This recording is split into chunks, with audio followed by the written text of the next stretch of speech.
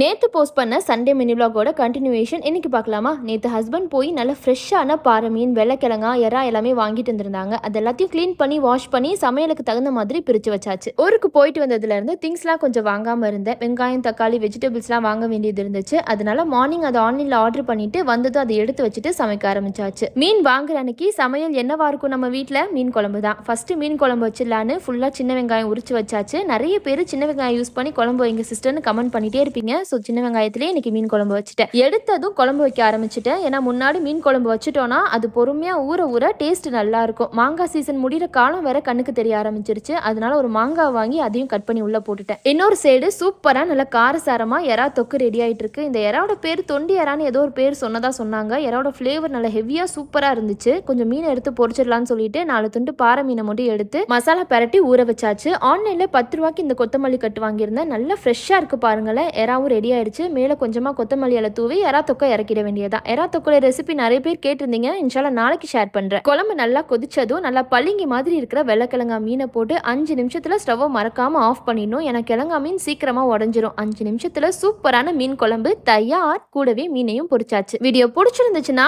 மறக்காம ஷீருஸ் டைனிங்கை like and subscribe பண்ணிக்கோங்க. பாய்.